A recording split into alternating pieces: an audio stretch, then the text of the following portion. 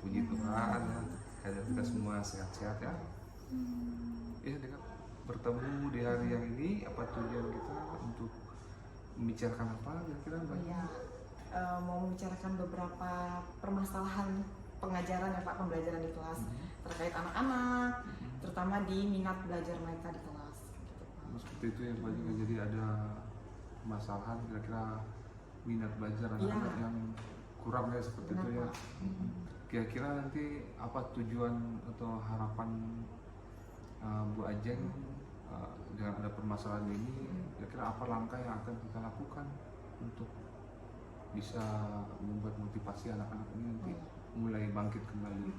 Jadi sebenarnya saya juga ada program nih Pak, juga ada program karena permasalahan anak-anak ini kan terkait di minat belajar mereka. Iya. Mungkin kalau saya lihat permasalahan itu juga muncul dari rumah, permasalahan keluarga segala macam. Jadi mungkin mereka di sekolah pengen tidak tertekan.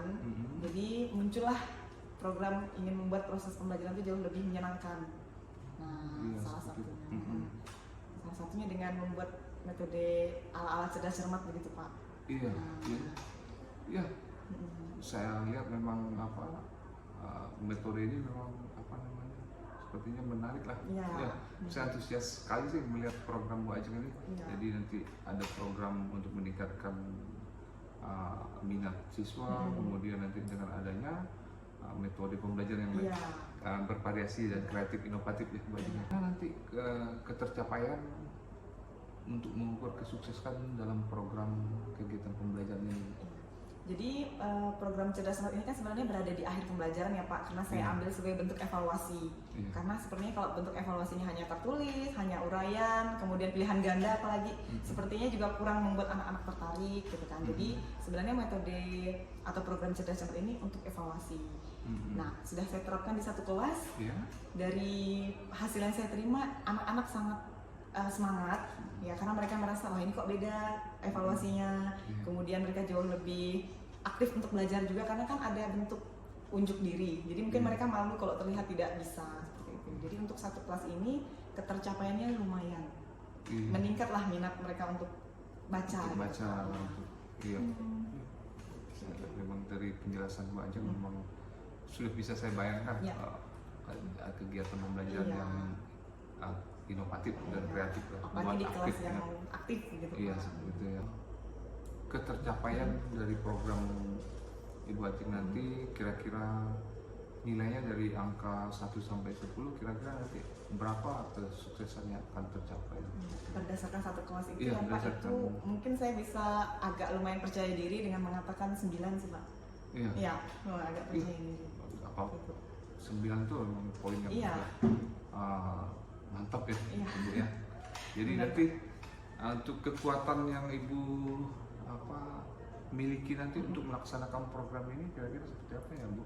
Kekuatannya ya Pak ya, karena ini bentuknya evaluasi dan anak-anak itu sudah tertanam, mungkin bentuk evaluasi itu menakutkan, evaluasi itu ribet ya kan Pak. Jadi kekuatannya ini membuat anak-anak jauh lebih santai dan karena metodenya cerdas cermat tadi, mereka bisa tampil memperlihatkan ke teman-temannya. Jadi itu sih kekuatannya Pak, membuat anak-anak jauh lebih tertarik dengan program tersebut. Yang program tersebut ya Mbak Ajeng.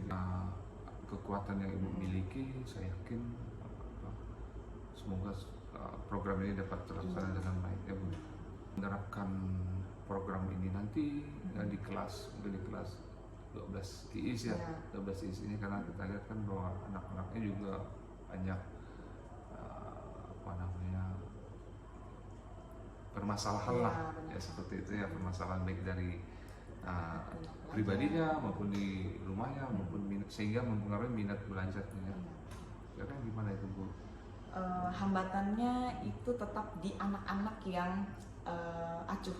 Kan dalam satu kelas itu pasti ada anak yang aktif sekali, ada anak yang kurang aktif, bahkan ada yang tidak peduli sama sekali. Jadi kalau saya lihat kemarin hambatannya itu di beberapa anak tersebut. Nah, mulai dari penerapan kemarin di kelas kemarin, sepertinya saya salah kalau hanya pilih beberapa saja gitu. Misalnya saya kelompokkan. Jadi sekarang hambatannya itu di minat mereka tadi kan yang kurang peduli tadi. Jadi mendingan nanti saya harus semuanya mendapatkan giliran gitu Pak. Jadi tidak ada sistem kelompok, ya individu begitu. Jadi semuanya tetap mendapat giliran. Iya benar. Jadi hambatannya di siswa yang kurang peduli tadi, dan juga karena metodenya cerdas cermat, berarti mereka benar-benar harus paham materi. Nah kebetulan karena minat bacanya juga lumayan kurang, terhambat dari situ Pak. Jadi banyak pertanyaan yang tidak terjawab. Tidak terjawab.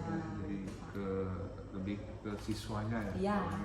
Siswanya. Hambatannya sih Hambatannya seperti itu. Berjalan dengan baik nanti ini. Didukung oleh siapa? Tentunya tentu sekolah. Kalau misalnya namanya guru membuat program, pasti sekolah yang pertama juga Pak ya, terkait kepala sekolah, kemudian awak kurikulum segala macam, dan juga rekan sejawat, karena memang rata-rata setiap keluar kelas rasanya ingin diskusi ya Pak. Nah, seperti itu. Benar ya Bu ya. Jadi ada kolaborasi antar warga sekolah lah ya, terlebih yang pemangku kebijakan ya, kemudian wakil kurikulum ya kan, seperti itu, wakil siswaan, wakil sarana juga ya kan, karena dari Ibu sudah mengetahuinya lah ya, jadi sudah tahu bahwa ada kolaborasi dalam kegiatan program di sekolah ini. Langkah-langkah apa saja yang akan dilakukan Ibu dalam program ini nanti?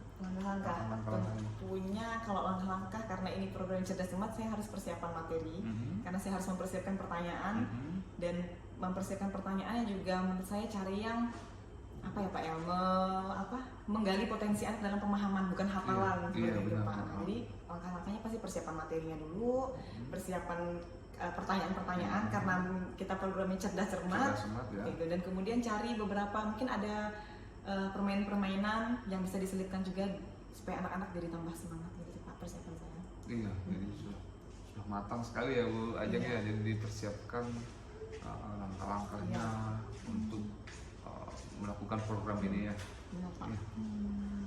Pertanyaan saya nih, jadi apa komitmen Ibu terhadap program atau rencana program tersebut? Karena ini juga programnya baru saya terapkan di berarti satu kelas tadi Pak ya, dan saya lihat ada perubahan minat juga dari belajar anak-anak, kemudian juga kelas jauh lebih menyenangkan. Mungkin kalau untuk ditanya tentang komitmen, bisa saya lanjutkan untuk kelas-kelas lain, melihat keberhasilannya gitu Pak. Iya, saya lihat Ibu Ajeng sangat antusias nih dalam program ini kan, jadi pasti nanti saya yakin programnya akan berjalan dengan sukses seperti itu ya. Tindak lanjutnya dengan program ini bagaimana Bu Ajeng? Apakah program ini cuma akan dilakukan satu kali ini aja atau bagaimana? Ada tindak lanjutnya dan nanti? Kalau untuk tindak lanjut menyesuaikan materi juga Pak. Mungkin ada beberapa materi yang saya tetap menggunakan metode cerdas cermat ini, atau nanti kalau misalnya ada materi lain, mungkin saya harus mengembangkan lagi dengan metode lainnya. Jadi anak-anak setiap materi beda-beda gitu Pak, metode evaluasinya. Iya, saya mengerti dilihat dari Ibu Ajeng menjelaskan bahwa nanti mungkin menyesuaikan materi, apakah nanti ada dengan sesuai dengan konsep project based learning-nya ya kan. Kemudian nanti apakah nanti evaluasi menggunakan cerdas cermat, kemudian ada games juga ya. Jadi Ibu sudah punya amunisi lah gitu ya, senjata kalau mau berperang kita harus punya senjata yang lengkap ya. Bahkan judul file saya di sekolah ini tulisannya senjata perang Monterado Pak. Iya. Ya kan, berarti memang udah siap amunisinya. Akan melakukan program yang Ibu Ajeng akan lakukan. Kalau masalah kapan berarti di setiap akhir materi Pak ya. Nah kalau kemarin kan sudah terlaksana di satu kelas, itu mendekati akhir tahun.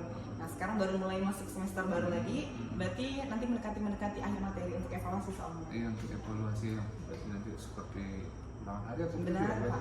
Ulangan harian ya. Aja ya, Bu Ajeng ya. Ada yang ingin kita bahas lagi?